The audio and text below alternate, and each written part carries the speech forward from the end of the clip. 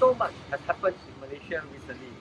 We've been struck by the global pandemic known as COVID-19, which also has a change in 3 governments in just a short span of 2 years. And not to mention, we've also had our former Prime Minister Najib Razak charged for corruption in a 1MDB case. One of the most significant events that took place in Malaysia last year is an event that changes the lives of many Malaysian youth, and it also changes the landscape of democracy and Malaysia's politics. This event is none other than the lowering of voting age to 18 years old. Hi everyone, I'm Min. And I'm Kang, and today we are going to dive straight into the discussion of whether or not voting age should be lowered to 18. What are the possible pros and cons, and also explore the possible consequences of such a change towards Malaysia. So join us in this wholesome journey as we dive into an immersive discussions on the topic of voting age.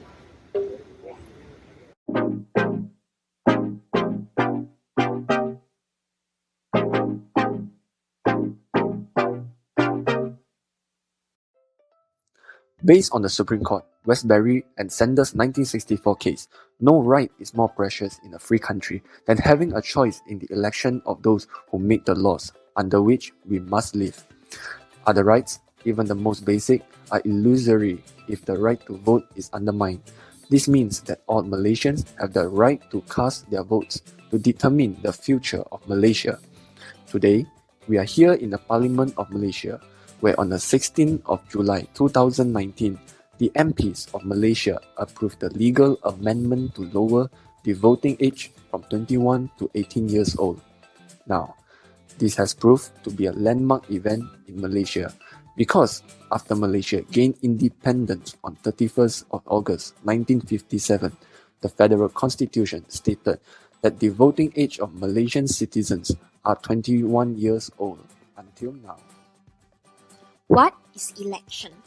Election is a time when people vote in order to choose someone for a political or official job. So, what is a voting age? According to the law, voting age is an age that a person must attain before they become eligible to vote in public election. In present times, voting age is mostly 18 years old, although some countries require 21 years old and above. Before World War II, the voting age in most countries was 21 years or higher. By 1968, there would be a total of 17 countries that had lowered their voting age. Moving on, who is eligible to vote? According to the pre-amended Article 119 of Federal Constitution of Malaysia, every citizen who has attained the age of 21 years old on the qualifying date is a resident in a constituency on such qualifying date, or if not so resident, is an absent voter and is under the provision of any law relating to elections, registered in the electoral roll as an electoral in the constituency in which he resides on the qualifying date, is qualified to vote. Hey Xuen, do you know how elections are carried out in Malaysia? Hey. Oh yes, I know. Elections happens once every 4 years, but a full term is 5 years. So according to the Malaysian law, when the parliament is dissolved, the election must be held within 60 days. So Malaysians will vote for who will sit in the lower house of parliament, and this is known as the Dewan Rakyat, comprising of 222 seats, and this is a federal level vote. So there are 222 constituencies in Malaysia, and each seat represents one area in the parliament. So the constituency is an area within a state. Each state has various number of federal and state constituencies. For example, Selangor has 22 federal constituencies, whereas Penang only has 13.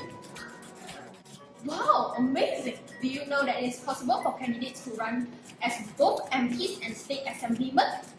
Candidates will either be the nominees for political parties like Barisan Nasional or Pakatan Harapan, or even running as independent. According to the Westminster system, there is also an upper house in parliament known as Dewan Negara. The people do not vote on these 70 senators, as these senators are appointed by Yang Pertuan Agong on the advice of the Prime Minister. So, each state assembly can appoint 2 senators in the Dewan Negara. Using the first past the post system adopted from Britain, the winner is a candidate who gets the most number of votes out of the total ballots cast. So, for example, if 100 votes were cast in a constituency and the candidate A have received 40 votes, each candidate B and C have 30 votes. Candidate A is the winner despite not getting the support from majority of voters. A government is formed when a party or coalition secures more than half the seats in parliament. With 222 seats on offer, 112 is the magic number needed to form a parliamentary majority and the government. So some of you may ask, where did the idea to lower the voting age came about? Well, let me share with you all some background information about it.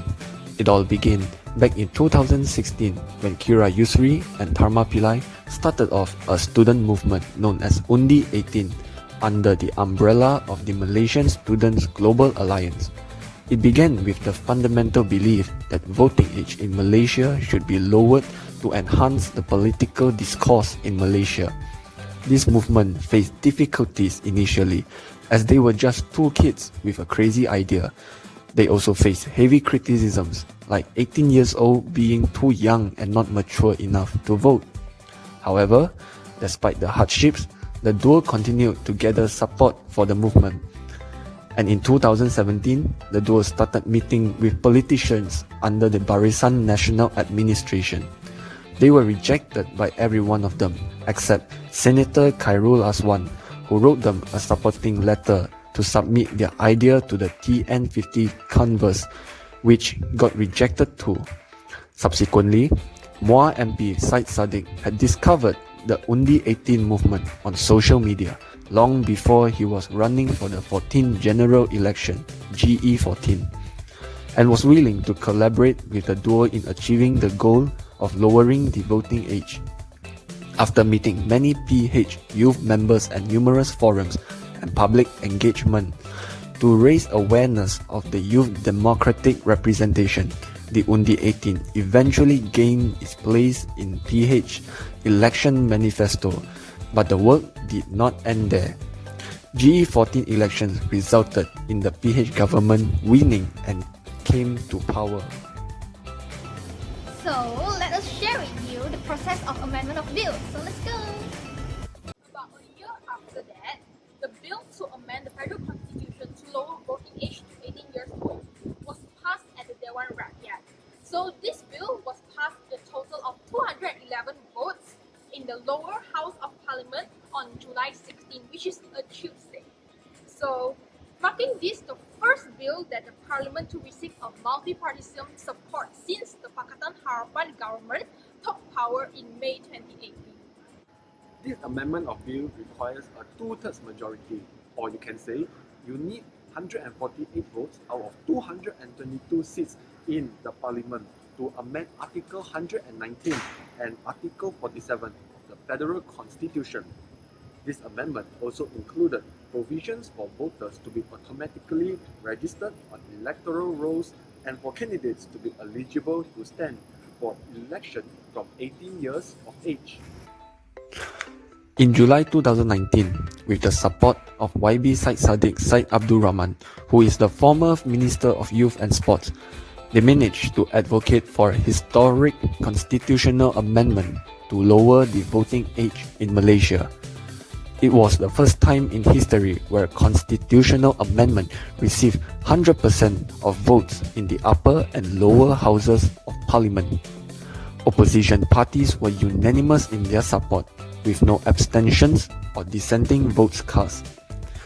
According to Tun Dr. Mahathir, qualified Malaysians who are 21 and above but have not been registered will be automatically registered as voters too.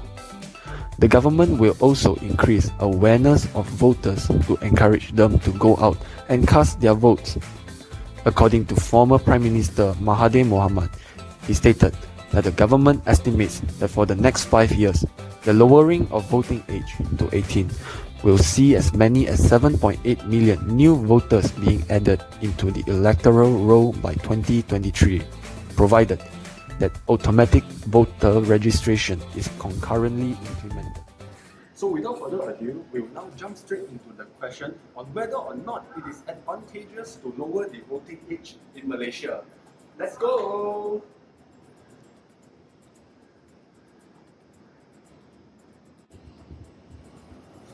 So, in my perspective, I totally agree that voting age in Malaysia should be lowered to 18 years old, as it brings a lot of advantages. However, I disagree with the lowering of voting age to 18 years old, as there are a lot of disadvantages. For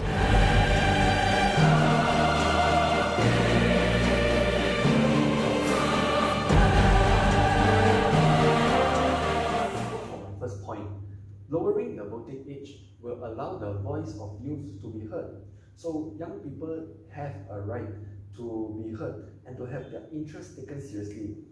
By allowing the youth to vote, it will be very difficult for politicians to ignore the interests of people under 18, and the youth can hold their representatives accountable. This is especially concerning since there are certain issues such as environmental degradation, public education policy, and poverty that impact young people more than anyone else. Younger people may also be better tuned with modern issues around internet privacy and social media use. If young people are not allowed to vote, then they will be underrepresented in politics, and the issues affecting everyone will be underrepresented as well. However, by disenfranchising young people, society tells us that we do not have anything of value to add to the political conversations in our society. However, I don't think the same. I think that by lowering the voting age to 18 years old might result in a far more worse consequences, because young people who are 18 years old aren't mature enough to participate in election. So it is believed that 18 years old are not matured compared to 21 years old, as most of them have just completed their secondary education. So furthermore, teenagers are easily influenced by people when it comes to making decisions without examining the facts. Hence, what our community wants is someone who can vote for a better future, not a teenager who takes this task lightly. Also, 18 years old are most likely to believe any information on the internet. Hence, this is one of the main factors that the cabinet should consider before doing any amendment towards the act. Most of the time, teenagers are influenced by their parents, family, and friends. They will end up following other people's choice instead deciding for themselves. But it is believed that young people nowadays have adult responsibilities but are denied the same rights. People under 18 are contributing and active members of society. Millions of them are employed and volunteers in our communities. Hence, younger people under 18 also have adult responsibilities such as running a business and making substantial financial contributions to their households. They are also capable of incredible intelligence and accomplishments. For example, having the ability to win a Nobel Peace Prize, the ability to risk their lives to save others. If young people are capable of such a variety of amazing feats, certainly we have the capacity to vote for the candidate that best represents our interests. And one evidence that we can see in Malaysia is the pre-amended federal constitution states that only those who have reached the age of 21 are eligible to vote, although the age of maturity is 18 years old, where citizens get to drive, marry, sign contract, and be tried in court as an adult. Hence, it only makes sense that people of age 18 are given the right to vote as well. On the contrary, young people do not take voting seriously. So just because 18 years old are given certain rights doesn't mean they have right to everything. So furthermore, voting is a very serious matter and it should be the last right given to the youth. By allowing the youth to vote, they might vote based on their interests and based on what they think is cool and popular. They may easily swayed and influenced by what others say. Their lack of independence and critical thinking skills to understand what's in their best interest. They should be given more time to navigate their political landscape and even craft their own political ideology.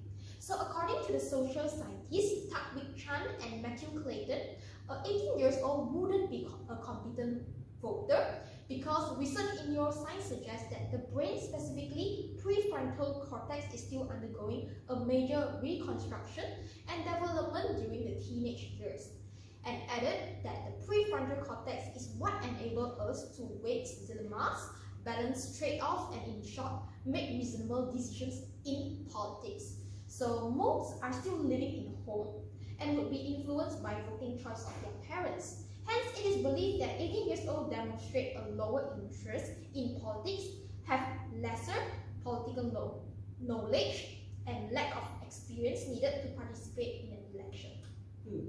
But the lowering of voting age is believed to will help to increase the voter turnout. Voting is a habitual act.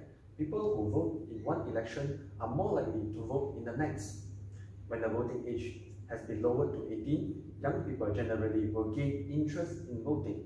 Lowering the voting age will establish new voters when people are less likely to be moving as a result of attending college or leaving their families.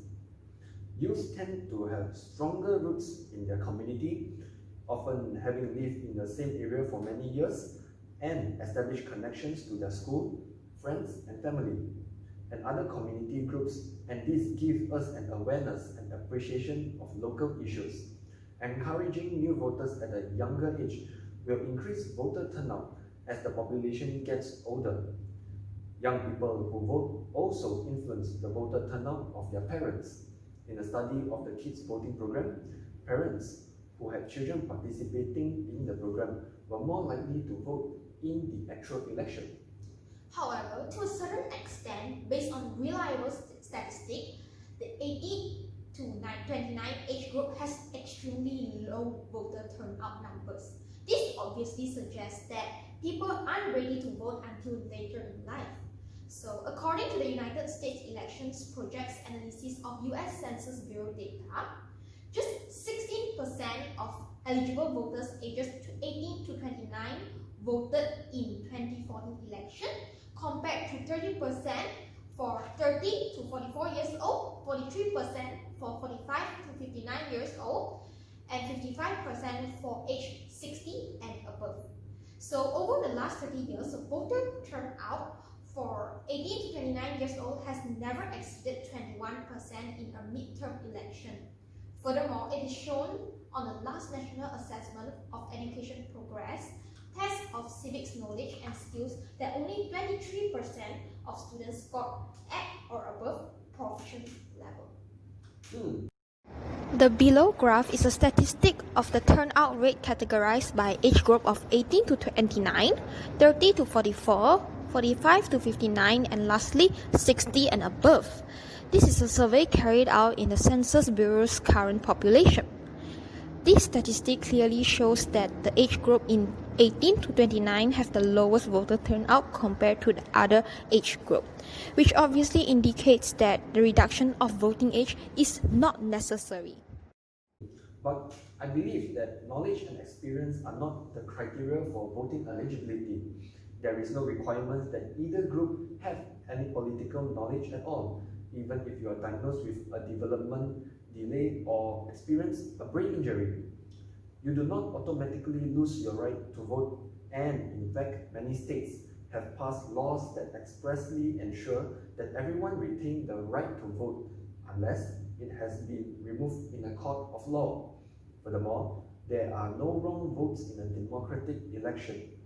In a democracy, we shouldn't deny others votes just because we think they might vote badly. You might think that some teenagers are completely ignorant of the political issues, woefully misguided about the economy, who get their political ideas from biased media, vote for candidates based on their personality, and are completely naive about the world. However, I believe that young people should not be held up to a higher standard than everyone else.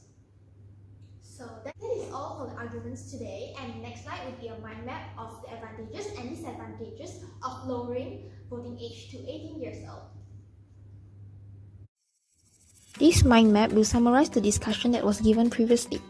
The stance of advantages to lower voting age to 18 years old includes allowing voices of youth to be heard. It is believed that if young people are not allowed to vote, then they will be underrepresented in the politics. In contrary, the disadvantage will be 18 years old aren't matured enough to participate in election, as they are easily influenced by people and might make decisions without examining the fact. Another point that was established is that young people nowadays have adult responsibilities but are denied the same rights. Rights as in driving, getting married, sign contracts, and being tried in court as an adult. However, it is believed that young people do not take voting seriously. There are lack of independence and critical thinking skills to understand what is in their best interest. Furthermore, it is strongly believed that lowering the voting age will help increase the voter turnout, as it will establish new voters. However, according to the United States Election Project's analysis of US Census Bureau data, it shows that 18 to 29 age group has extremely low voter turnout numbers. Hence, this suggests that people aren't ready to vote until later in their life. The last stance that was established is that knowledge and experience are not criteria for voting eligibility, as it is believed that young people should not be held up to a higher standard than everyone else. Hi everyone, we are currently at the High Court of Malaysia. And today we are going to have some interview with some people around the High Court. So see you! So right now, we will be conducting some interviews with legal professionals and first-handedly collect the opinions and perspectives on the lowering of voting age.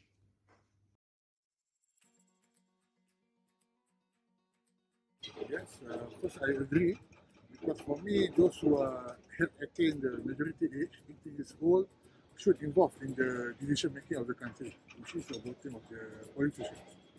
And why? Definitely. What? Can you explain more Oh on it? yeah, because I think the future is for the younger generation, and they should at least have their voice at least made known, okay, to the public, and not just the older ones. So they're the next generation anyway. They should have the right to vote at 18. All of the youth in Malaysia who have attained the age of 18 years old need to exercise their rights to vote, to come to vote, because you are part of the country, part of the decision making. If you are not vote, then those will take the advantage on you, and you cannot blame them if anything happen which is against your rights or interests. Maybe things will be fresher. The youth can have more input towards old policies. And of course, the youth nowadays are so exposed through internet, through everywhere. So I cannot say that youth nowadays are the same as what I was when I was younger. So I think you're very much exposed. The only thing is that I think youth must learn how to balance both and not just decide that what they see on the internet is the truth. Okay. Yeah, the impact of the changes is that the politicians will more friendly with the youth, because youth, I believe, comprise quite large number of the voters in Malaysia, and therefore the youth interest will be more covered by the country. And even we maybe can foresee that we will have more youth politicians in parliament and also in the decision making. Right now we are all of the politicians are comprised of the old ages, so their way of thinking is fast thinking. Now we need a fresh one. So that's I think is good for Malaysia.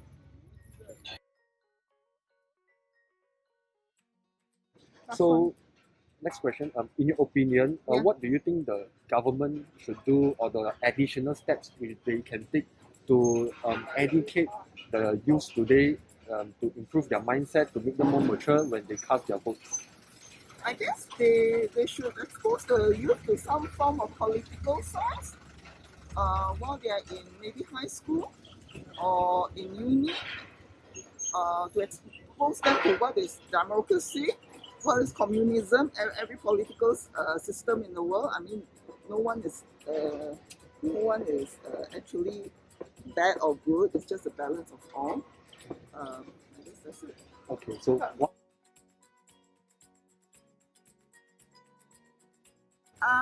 Yes, I would.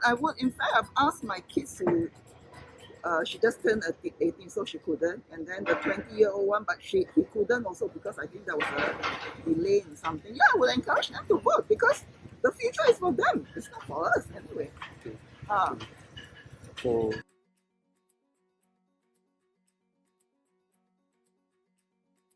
I don't agree because, like, honestly, even a 21-year-old is not mature enough. They're not really aware of the political condition in Malaysia. So I think it should not be reduced to.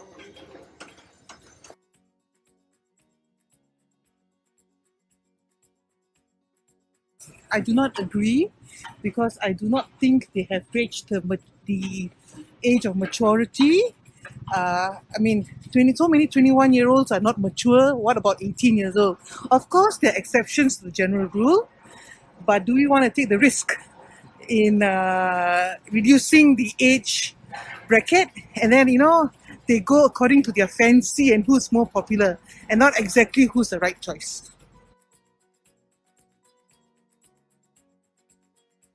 Maybe rash choosing of the candidate or what, as in, who's the more popular one, who's the who gives more incentives but may not necessarily be able to perform the job. So that is a bit scary. That's all for all the surveys and interviews that we carried out at the High Court today. So next, we are going to show you a statistics of whether or not people agree or disagree with the lowering of voting age to 18 years old.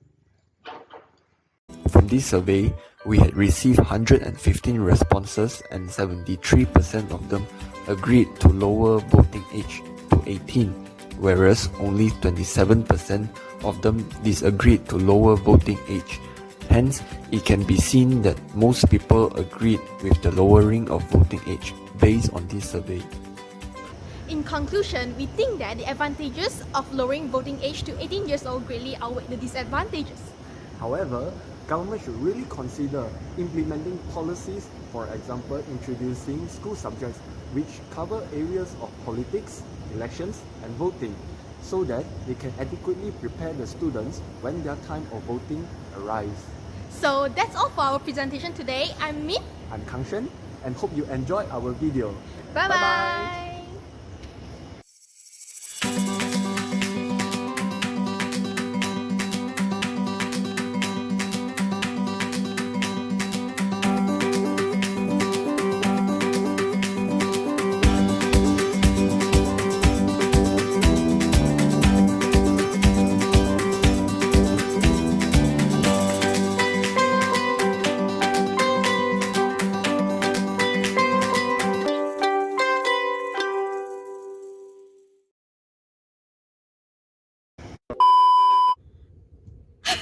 Oh, yo, cringe.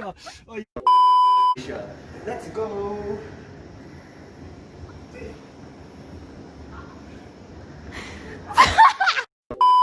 Take place. And sorry, Nani. Charge for sorry. In recently Candidates can be. However, I think that I do not disagree. However, I don't think the same with the reduction. Hey. oh yes, every 5 years, every 4 years. Voting age greatly outweigh disadvantages. Allowing voices